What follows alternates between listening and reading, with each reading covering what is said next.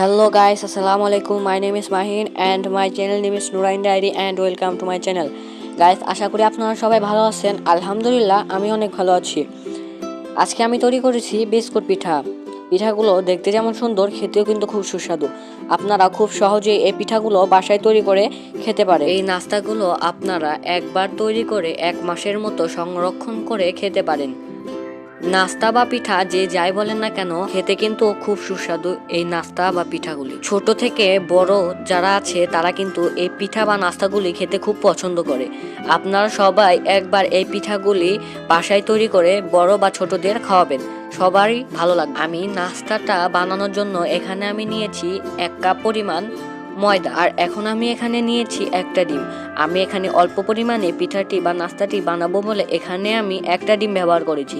আর আপনারা যদি বেশি দিন সংরক্ষণ করে পিঠাটি বা নাস্তাটি খেতে চান তাহলে 2টা বা 3টা ডিম ব্যবহার করতে পারেন। এখানে আমি ডিমটা ভেঙে নিয়েছি। এরপর এখানে আমি দিয়ে দিচ্ছি পরিমাণ মতো চিনি।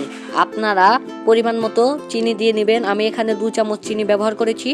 আপনাদের স্বাদ অনুযায়ী এখানে চিনি ব্যবহার করতে পারেন। এরপর আমি এখানে দিয়ে দিচ্ছি পরিমাণ মতো লবণ। এখন আমি এগুলোকে ভালো করে মিক্স করে নেব। এখন আমি মিক্সার দিয়ে এগুলোকে ভালো করে মিক্স করে নেব। এখানে চিনির দানা দানা ভাবটা না থাকে সেদিকে খেয়াল করতে হবে। চিনির দানা দানা ভাবটা থাকলে ডোটা ভালো হবে না, খেতেও ভালো লাগবে না। এখানে কামড় দিলে চিনি চিনি ভাবটা থেকে যাবে। এটা মিশ না হওয়া পর্যন্ত নাড়তে থাকুন। গাইস, এরকম নিত্য নতুন ভিডিও পেতে আমাদের চ্যানেলটাকে সাবস্ক্রাইব করে রাখুন এবং পাশে থাকা বেল আইকনটি চেপে দিন, যাতে আমি ভিডিও ছাড়ার সাথে সাথে আপনাদের কাছে নোটিফিকেশন চলে যায়। গাইস, আমার ডিম আর চিনিটা মিক্স করা হয়ে গেছে। এখন আমি এখানে হালকা হালকা করে ময়দা অ্যাড করব আর নেড়ে চেড়ে দেব। এখানে ময়দাটা বেশি পরিমাণে যাতে না হয়ে যায় সেদিকেও খেয়াল করতে হবে। আপনারা হালকা হালকা ময়দা দেবেন আর নাড়তে থাকবেন। গাইস, আমার ভিডিওটি ভালো লাগলে লাইক, কমেন্ট, শেয়ার করতে ভুলবেন না। গাইস, এটাকে আমি শক্ত ড্রো আকারে তৈরি করে নেব। গাইস, এখানে আমি ময়দা ব্যবহার করেছি। আপনারা ময়দার পরিবর্তে এখানে আপনারা আটাও ব্যবহার করতে পারেন। গাইস, এখন আমি এখানে দিয়ে দিচ্ছি পরিমাণ মতো কালো জিরা। গাইস, এখানে আমি কালো জিরাটা ব্যবহার করছি কারণ কালো জিরাটা দিলে খেতেও খুব সুস্বাদু হবে, দেখতেও সুন্দর দেখা যাবে, সেজন্য আমি এখানে কালো জিরাটা ব্যবহার করেছি। গাইস, এখন আমি ড্রোটাকে হাত দিয়ে ভালো করে মুথে নেব। আপনারা ড্রোটা যত মুথে দেবেন পিঠাটা তত সুন্দর হবে, খেতেও খুব সুস্বাদু হবে, পিঠাটা ফুলকো ফুলকো হবে। গাইস, এখন আমি হাতে হালকা তেল ভরিয়ে ড্রোটাকে মুথে নেব, তাহলে ড্রোটা আরও সফট হবে। প্রথম অবস্থায় ড্রোটা হাতের সাথে লেগে যাবে, এরপরে মুথে নিতে নিতে আপনার ড্রোটা হাতের সাথে লেগে যাবে না। এরপর আমি একটা রুটি বেলে নেব। এরপর রুটিটাকে সাইজ মতো কেটে নেব। এরপর এটাকে আমি তেলে ভেজে নেব। এখন আমি কিভাবে এগুলো করি আপনারা দেখতে থাকুন।